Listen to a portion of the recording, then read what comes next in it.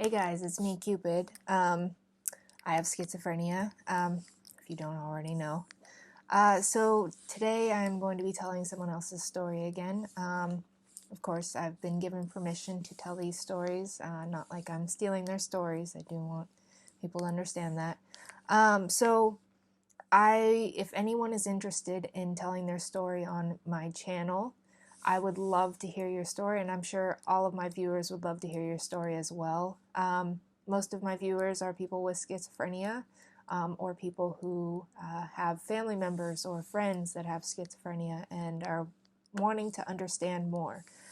So I would love to be able to give you that moment to be able to let other people understand, also to give you that time to be able to express yourself, because I think everyone deserves a moment to be able to be heard and understood, and a time of expression.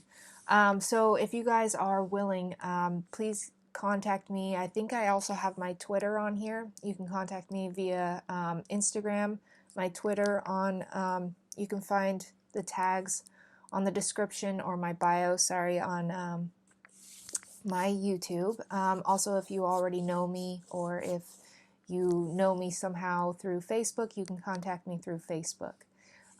So other than that, if you guys want to, you can send me a video of yourself telling your story. You can even be telling just a simple story of like a time in your life when something certain happened, or something in particular happened, like you went to a psych hospital and this whole experience happened at the psych hospital, which I've had that happen before too. I would love to hear even just some small stories like that. It doesn't have to be your life story. It can be just simple stories of things that happened, and they're not really simple. I know that this kind of thing is not a simple thing, but more simple than your life story. So it can be any kind of story that is related to schizophrenia, even mental illness in general. I would love to hear your guys' stories. Or you can send me it in writing to either my Instagram, my Twitter, or my Facebook. And that is all. So let's get started. So today's story is going to be from Sarah. So her story started 3 years ago. I was 35 years old. I got involved with crystals and angel cards. I even started doing tarot cards. I thought the voices were my guardian angels helping me to help others. The voices put me in this delusional world. I started separating myself from friends and family. All my time would be devoted to spending time with the voices. They made me believe I was earning my wings to become an angel for God.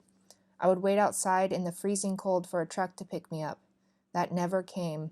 I quit my job over these delusions. I really thought I was becoming an angel for God. They would have me do different tests to earn my wings. Then the voices turned on me and became evil. My thoughts became suicidal. I had one episode where this terrible rage came over me, and I took a razor to my wrist. It was only for a moment, but I cried and prayed out to God, asking him for protection against this evil. I did get relief and remember crying myself to sleep. I was still talking to the voices, though, still living in this delusional world. Things started getting worse. I remember laying on my couch getting unbelievably tormented by these voices with suicidal thoughts. It's like I couldn't take it anymore. I just wanted it to stop. I took a bunch of sleeping pills to end my life, then committed myself to a hospital.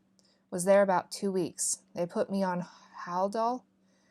Haldol, yes, I remember that pill. That didn't work. Came home and was still suffering. I was saved as a young child, but I wasn't living my life for God. I rededicated my life to God and started reading my Bible every day and praying every day. Started going to church every Sunday and Wednesday. So she says that her life changed and things started going in a better direction because of God. So they still happen to her. Things still happen. And she prays and does things like that. So I know that for a lot of people, religion is not the way to go, and I understand. It is, different. For me, I have spiritual beliefs as well, so I I tend to feel myself in that spiritual world and try to believe that there is something more special about me than just simple diagnosis of schizophrenia. So I do think that there are things that you can do to get away from it outside of medication. And it sounds like she is no longer on medication as well, and that is something that some people do, and it's definitely up to the person. I have gone without medication for a period of time. It can happen. I'm not saying that I want people to do it, but it can happen. It can work if you do the right diet, if you create the right behaviors, if you treat yourself right. Try to have those reality checks. Different things like that can really help you. There's alternative medicine as well that you can use. So something that I wanted to mention, whenever my episodes happen, whenever it gets really bad, I wanted to, because she said something about this, whenever it gets really bad, I have moments of going, and not wanting to spend time with anyone else, because I would just want to spend time with my voices, because it consumes me. And it also, sometimes when it first starts, it's really good. It's like I feel like they're there for a good reason, and then when they turn on me, it's different. Then I'm like, I don't know where to go. I also quit my job because of the voices. They kind of pushed me out of my job and then told me that I should quit because they were going to keep harassing me anyways, they were going to keep harassing me anyways. It didn't matter whether I was working or not. So I quit my job, and I had to quit going to school at one point in time because of it. There's a lot of things that can happen, and I totally relate to you on that. I do tarot and things like that as well. I have a whole crystal collection.